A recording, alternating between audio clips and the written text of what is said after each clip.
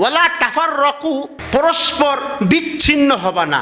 জামাত ইসলামীর ভাইরাই বলেছিল ঐক্যের কাণ্ডারি চরমনাই পীর সাহেব হুজুর। সৈয়দ মোহাম্মদ রেজাউল করিমের আহ্বানে আজকের ঐতিহাসিক মঞ্চে যারা বসে আছেন তারাই হচ্ছে এই ঐক্যের মহাকাণ্ডারি। তাদের বক্তব্যই ছিল এখন যদি এই জোট ভেঙে যায় তাহলে সবচেয়ে লাভবান হবে ভারত এবং ভারতের দালালেরা, গণতন্ত্রের পূজারীরা, আর সবচেয়ে বড় ক্ষতিগ্রস্ত হবে জামাত ইসলামী, ইসলামী আন্দোলন বাংলাদেশ এবং ইসলামী দলগুলো থেকে এদেশের লক্ষ কোটি কোটি মুসলমানদের আস্থা বিশ্বাস নষ্ট হয়ে যাবে। তাই যারা মুরব্বী আছে আপনাদের হাতে ধরে বলি, প্রিয় ভাইয়েরা, প্রিয় মুরব্বীরা, ঐক্য যেন বিনষ্ট না হয় আপনারা চেষ্টা করেন, এক প্ল্যাটফর্মে চলে আসেন। গোটা বাংলাদেশ শাসন করবে মুসলমান, সংবিধান হবে আল কোরআন। আলহামদুলিল্লাহ 10 এলাকা আমাদেরকে সম্মান করে, আমাদের একটা প্রেস্টিজ আছে। 10 এলাকার মানুষকে আমরা হাতে ধরে বলতেছি, আমরা যে বলছি আপনারা ভিডিওতে দেখেন, সারা জীবন আপনারা বলছেন হুজুরদের মধ্যে মিল নাই, খালি খোঁচাখুচি করে। এইবার হুজুর একটা আর দুইটা না, দাড়িপাল্লার হাত পাকা নামিয়ে আটটাই মিলছে, আটটাই মিলছে। আলহামদুলিল্লাহ। আপনাদের পায়ে ধরে একটা কথা বলি, একবার দেখবেন যদি তারা কথা কাজে মিল না রাখে বলবেন যে আপনার কথা দিছিলাম, 10 এলাকার মানুষ মহব্বত করি আপনাকে দিছিলাম, তারা তো একই পথের প্রতীক। আমি নিজে দোয়া চাইছি আপনাদের কাছে, সারা জীবন তো দেখলেন তন্ত্র মন্ত্র, যেন সমস্ত ওলামায়ে কেরাম এক প্ল্যাটফর্মে চলে আসে আর বাংলাদেশ যেন এই কোরআন দিয়ে পরিচালনা করতে পারে। আল্লাহুম্মা আমিন। প্রিয় ভাইয়েরা, আল্লাহ বলছেন ওয়াতাসিমু বিহাবলিল্লাহি জামিআ, এরপরে বলছেন ওয়ালা তাফাররাকু।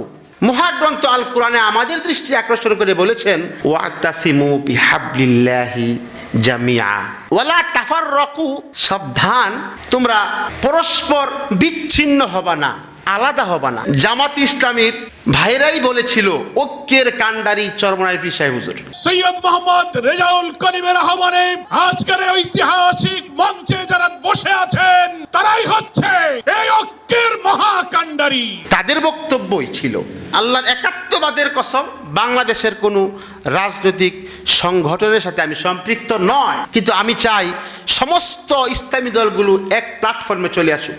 আলহামদুলিল্লাহ, চরমনাই পীর সাহেব হুজুরের চেষ্টা প্রচেষ্টায়, অক্লান্ত পরিশ্রমে উনি সবাইকে এক প্ল্যাটফর্মে নিয়ে আসছেন। এখন যদি এই জোট ভেঙে যায় তাহলে সবচেয়ে লাভবান হবে ভারত এবং ভারতের দালালেরা, গণতন্ত্রের পূজারীরা, আর সবচেয়ে বড় ক্ষতিগ্রস্ত হবে জামাত ইসলামী, ইসলামী আন্দোলন বাংলাদেশ এবং ইসলামী দলগুলো থেকে এদেশের লক্ষ কোটি কোটি মুসলমানদের আস্থা বিশ্বাস নষ্ট হয়ে যাবে।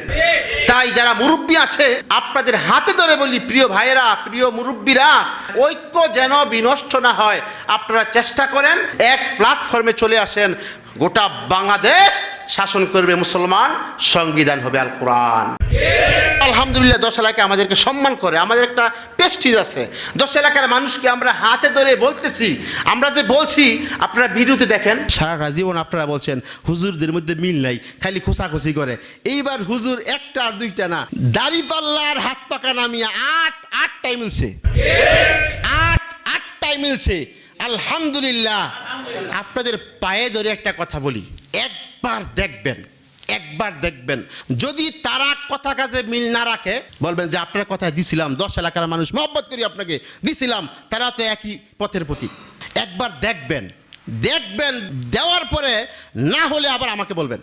আমি এই পরিমাণ চ্যালেঞ্জ করে কথা বলতে পারি, কারণ আমি জানি তারা ওমরের রাজনীতি পড়ছে, আমি জানি তারা মুহাম্মদের সাল্লাল্লাহু আলাইহি সাল্লাম, তারা মুহাম্মদের রাজনীতি পড়ছে। যাদের ভিতরে মুহাম্মদের রাজনীতি আছে, আবু বকর, ওমর, ওসমান, আলীর রাজনীতি আছে, তারা দুর্নীতি করতে পারে না। অতএব আপনাদের দৃষ্টি আকর্ষণ করে বলছি, এক প্ল্যাটফর্মে চলে আসেন। আজকে যদি এক প্ল্যাটফর্মে চলে আসেন, আগামীকালের বাংলাদেশ ইসলামের বাংলাদেশ হয়ে যাবে ইনশাআল্লাহ।